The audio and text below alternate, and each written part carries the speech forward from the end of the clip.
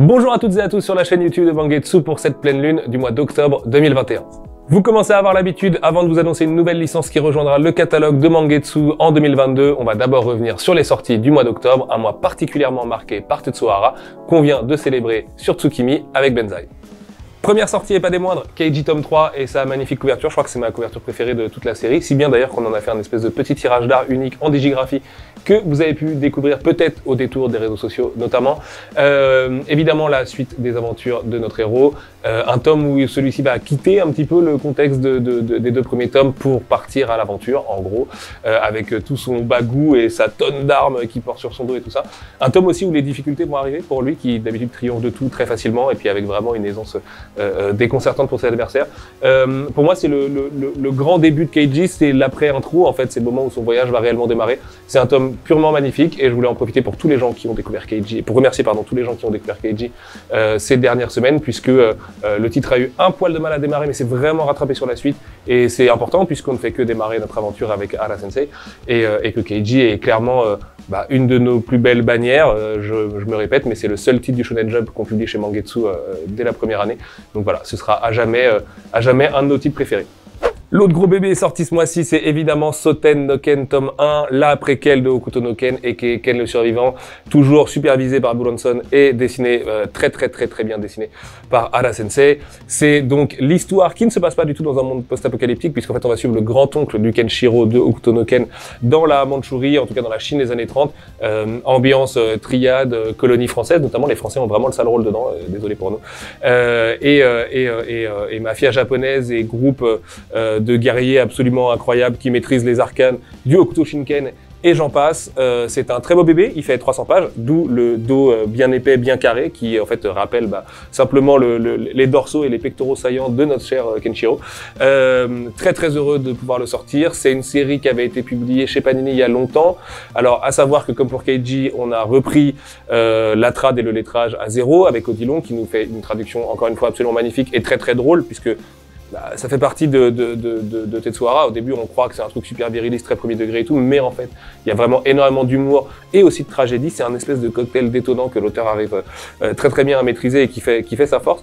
Et voilà, Odilon nous a fait une trad magnifique. Je pense que les gens qui vont comparer un peu les deux verront la différence, notamment parce que toutes les bulles sont traduites. Ça fait plaisir quand même. De la même manière que sur Keiji, les planches sont en entier, notamment, d'où le fait qu'on refuse de parler de Perfect Edition, mais en tout cas, c'est la seule manière de découvrir ces deux séries dans un écrin à la hauteur de leur légende. Et puis, il y a beaucoup de gens aussi qui ne connaissent pas Soten no Ken, évidemment, qui connaissent Hokuto no Ken au moins de nom, et qui ne savent pas qu'il y avait une préquelle, du coup, sortie après Hokuto no Ken, qui raconte ces arts martiaux dans un monde qui n'avait pas encore succombé à la menace nucléaire et qui ne ressemblait pas à Mad Max avec des punks radioactifs qui se font trouer la tête en se faisant enfoncer des pouces dans le front. Il y a vraiment un truc sur le thème de la famille et du clan et tout qui revient beaucoup dans Soten no Ken et c'est vraiment une excellente série, c'est pas du tout de l'exploitation de licence ou quoi, on est dans autre chose. Alors, le prétexte, c'est qu'effectivement notre héros s'appelle Kenshiro et que lui aussi maîtrise les mêmes arcanes que le Kenshiro bien connu de Ken le survivant, mais à côté de ça, voilà, c'est vraiment Shanghai en 1932 avec une ambiance assez unique et ça pourrait ne pas être une préquelle et utiliser un autre art martial et ce serait un manga purement excellent qui serait pas vu comme un peu le rejeton de Hokuto no Ken. Donc voilà, c'est sorti le 1er octobre si je dis pas de bêtises. Kenshiro, merci. Et enfin, dernière sortie de ce mois d'octobre, Chirouran tome 4. Oui, ça va vite, c'est le principe quand on sort un tome tous les 2 mois. Déjà le tome 4, mais normalement, dans Tsukimi, on vient de vous présenter Aohashi tome 5. Vous le savez, les deux séries sont en quinconce un mois sur l'autre.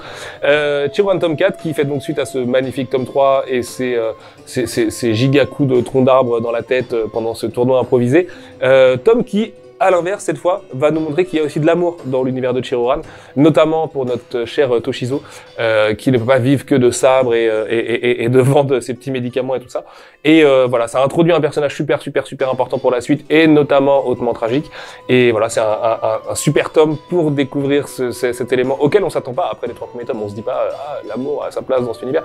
Et bah si, et vous verrez comment, et pourquoi, et comment ça va s'étaler du coup sur les nombreux tomes qui nous restent encore. Donc voilà, encore merci de votre soutien sur Chirouran. Le tome 4 a fait un super bon démarrage qui est quasiment le même que le démarrage du tome 1, donc c'est la meilleure chose pour nous. Et on a beaucoup de retours critiques qui sont excellents de votre part sur les réseaux sociaux, de gens qui nous disent bordel, qu'est-ce que ça fait du bien une série de samouraïs qui se prend pas trop la tête mais qui est historique quand même et qui est belle et qui charcle un peu et tout ça. Donc voilà, c'est exactement ce qu'on avait trouvé en Chirouran et je suis vraiment ravi que vous puissiez le savourer à votre tour.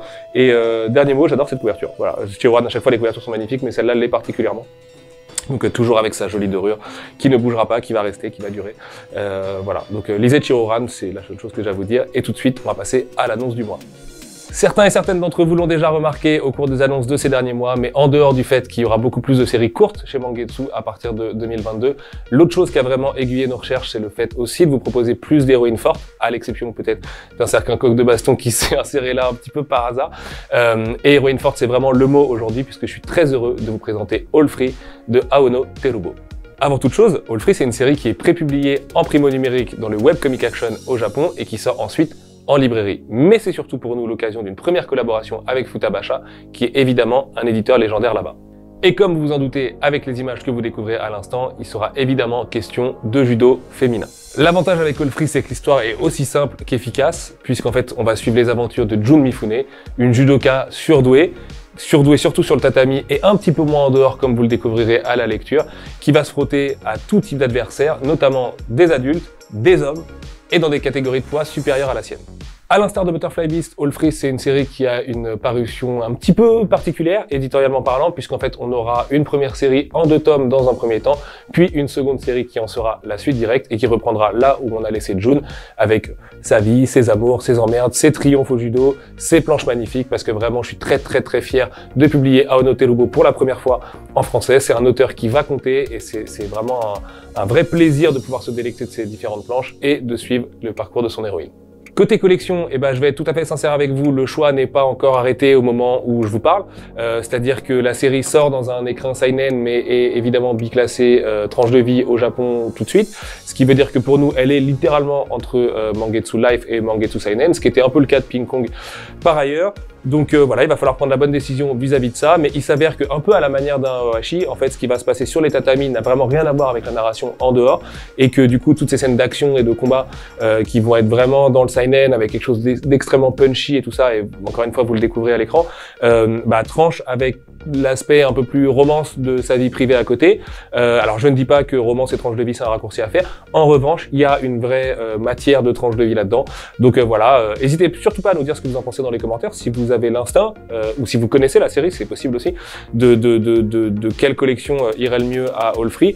Il s'avère que d'un point de vue graphique, mais bon ça n'intéresse un peu que nous, le violet cerisier de Mangetsu Life collerait très bien avec ses couvertures et cette page de titre. Après, pour moi, là, à l'instant T, j'ai l'impression que c'est davantage un seinen, mais voilà. N'hésitez pas à nous dire, c'est un échange, tout ça. Donc, et c'est important pour nous de bien les classer, même si, je le rappelle et je me répète, c'est pas quelque chose auquel on croit énormément, ce classement. C'est juste qu'après, vous les trouverez pas aux mêmes endroits chez le libraire chez qui vous achetez vos mangas. Donc, ça peut aussi avoir son importance pour nous. Voilà. N'hésitez pas à donner votre avis. N'hésitez pas à dire ce que vous pensez de ce que vous avez découvert de la série aujourd'hui. N'hésitez pas à donner votre avis sur le reste. Et puis, du côté des petites affaires courantes, pour les gens qui ne pourront pas être devant le live de Tsukimi ou qui n'ont pas le courage de se faire un replay de 1h30 environ de cette fabuleuse émission avec Benzaï qui vient de s'écouler, j'ai quelques très bonnes nouvelles pour vous, à savoir que Tomie entre dans sa 5e impression, et c'est complètement délirant d'imprimer un bouquin 5 fois. On a réussi pour l'instant à pallier au fait que le bouquin ne soit quasiment jamais sold out, donc ça devrait pas être le cas de nouveau. Enfin voilà, merci infiniment pour votre soutien. Et concernant les chefs-d'œuvre de Junji Ito, tome 1, qui est très attendu, je le sais, et par nous-mêmes, puisque j'ai trop hâte d'avoir de tenir le livre dans mes petites mains, parce qu'il devrait être magnifique si tout va bien. On vous avait parlé le mois dernier dans Tsukimi 3 avec Magla d'une sortie début décembre, et bonne nouvelle, on a réussi à régler un petit peu nos soucis de fabrication. Vous le savez, il y a une pénurie de papier, mais aussi de carton ces derniers temps, et au final, l'ouvrage sortira fin novembre. Alors, quel jour exactement fin novembre, on le sait pas encore, mais la bonne nouvelle, c'est que vous l'aurez en novembre, comme c'était prévu initialement. Pas au début du mois, plutôt à la fin. Au début du mois, vous avez Awashi tome 5, et on se retrouve, nous, au milieu du mois de novembre, littéralement, pour une nouvelle annonce, une nouvelle vidéo, une nouvelle pleine lune et un nouveau Tsukimi. Prenez soin de vous, à bientôt tout le monde.